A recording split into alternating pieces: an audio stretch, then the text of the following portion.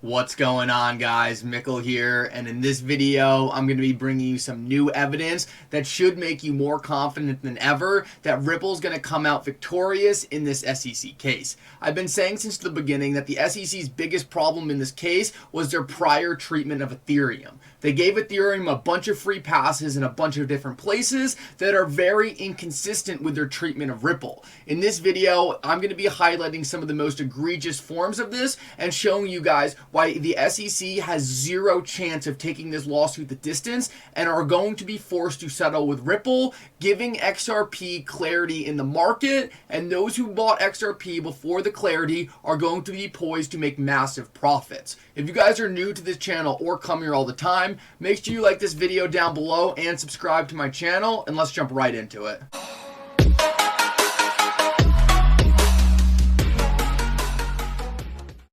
Alrighty guys, well you're definitely going to want to stick around for this whole thing because I actually found a brand new document that's going to be extremely explosive for Ripple in its defense against the SEC. I've actually never seen this before or seen anyone talk about this, so you guys are definitely going to want to stick around for it.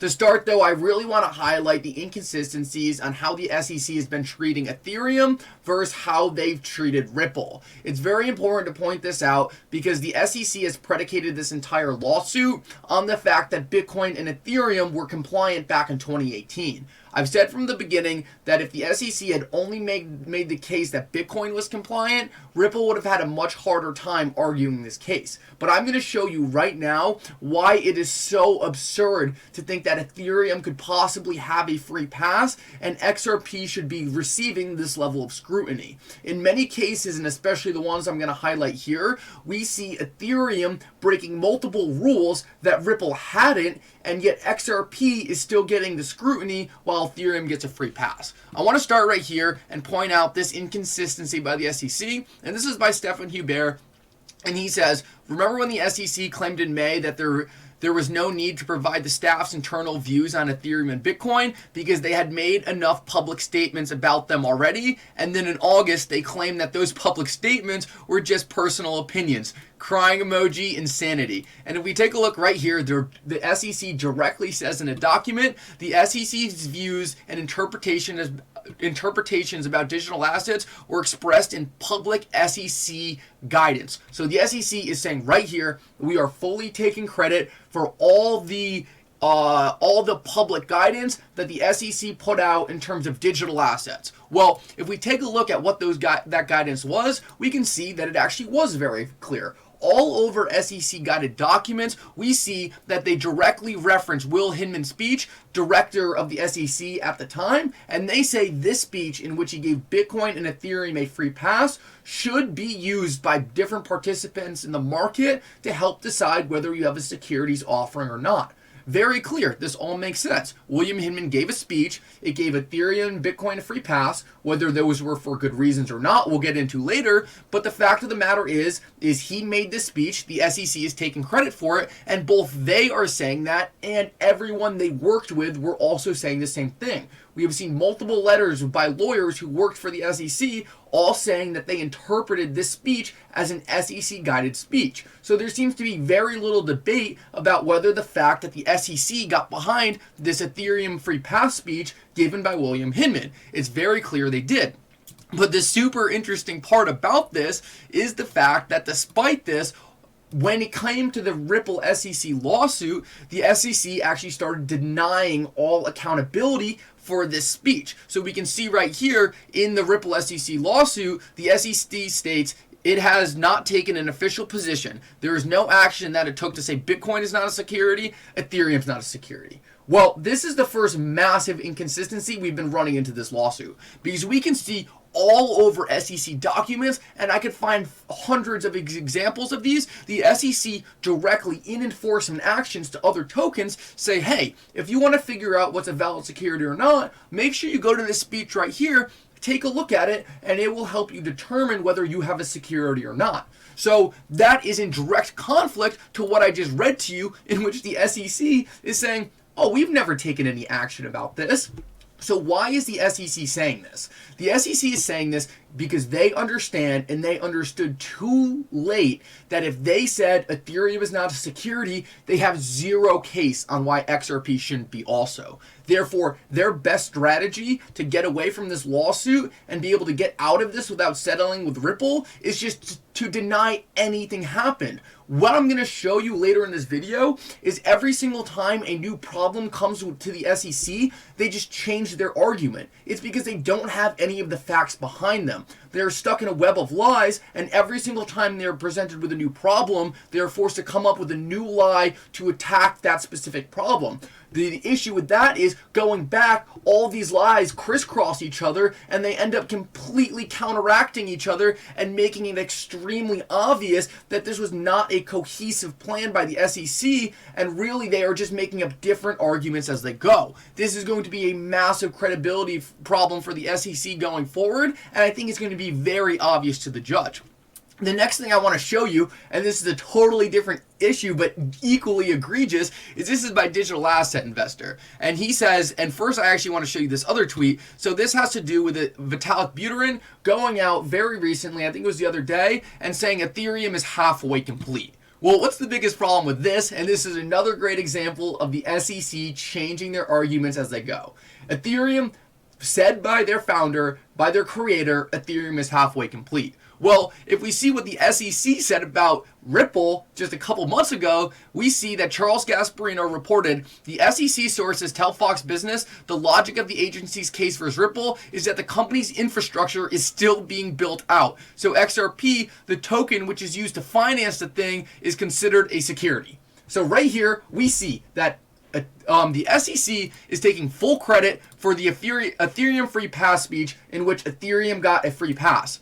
The next thing we know is that, based on the SEC's logic, the reason XRP is being scrutinized is because Ripple is still building out their blockchain. But we can see right here that according to the founder of Ethereum, Ethereum's still doing the same thing. They're still selling Ethereum to build out their blockchain. Therefore, this completely kills the SEC's next point. And that's what's so funny about this. Every single time the SEC brings up a new point, it's like new evidence comes and just destroys it, and they're forced back to square one, and it seems like they have zero case why Ethereum should not be a security and XRP should be.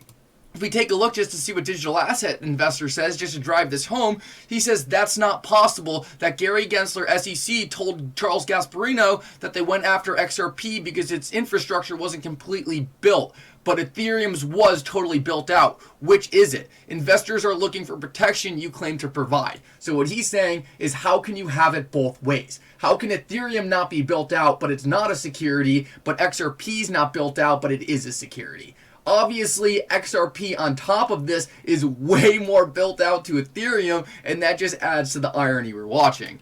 Let's keep moving. The next thing I want to point out, and I pointed this out in my video yesterday, but the last thing in which the SEC could ever say is the difference between Bitcoin and Ethereum is the fact that Ripple holds a lot of XRP. But the hilarious part about this, and the part that Stephan Hubert points out, is that this argument makes no sense at all for decentralization. If you take Ripple's XRP out of circulating supply, then you also have to take a major disguised whales out of other projects. Do you know how much Ethereum consensus holds? The company finances itself by selling Ethereum. So what I pointed out in my video yesterday is actually Ethereum founders hold over 75% of the supply, which is even more supply than Ripple holds of XRP.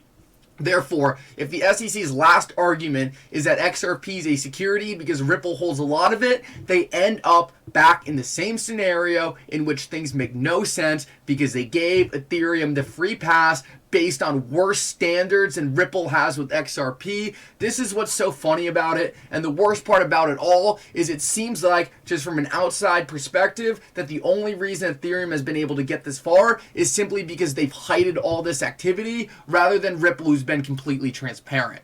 The last thing I want to show you, and this is the massive news, and I haven't seen anyone talking about this, so props to those who stuck around for this. This is a new SEC document found by Stephen Huber, and it says right here, this is an enforcement action. It says that one of the reasons this company was persecuted was because they sold a token without determining whether the underlying investors were accredited or not. This is massive because this is guidance we have not seen by the SEC before, and he says, Stephen Huber points out, he said, this is big. I have read hundreds of SEC documents and never once has there been any mention of selling to accredited investors. Gary said, come and talk to us, but this is the first time they state in a public statement there is no way to sell tokens legally to investors. This is massive, and this really shows us where the SEC's heads are. They want everyone to be accredited. They don't want the common person to be able to invest in blockchain. I don't know how far this is going to go, but we know from the beginning Ripple has only been selling the majority of its XRP to accredited investors, while other blockchains have been selling them publicly on the market,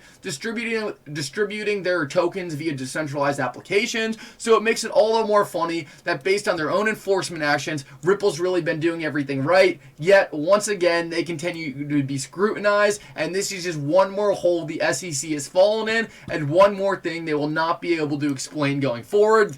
The last thing I want to show you guys, and I think this is hilarious, is I mentioned this in a different video, and this has to do with a meeting between multiple Ripple members and SEC members happening on January 24th, right after the discovery ends. I speculated that we could have a settlement before this, but the funny part is it actually turned out that out of the 3 people mentioned on this meeting, 2 of them worked for Ripple. 2 of them worked for the SEC, 1 worked for Ripple. There's a 4th person. Stephen Huber just found out that that 4th person also works for Ripple. I don't know how this meeting got set up. It's pretty crazy that they would set this up in the middle of the lawsuit. Maybe they know the lawsuit will be over by then. I think it's going to be super interesting to find out. Make sure if you guys are new to this channel and came all the way in this video, make sure you like this video down below and subscribe to my channel. It really helps me out so much. Thank you guys so much for coming, and for now, Mickle out.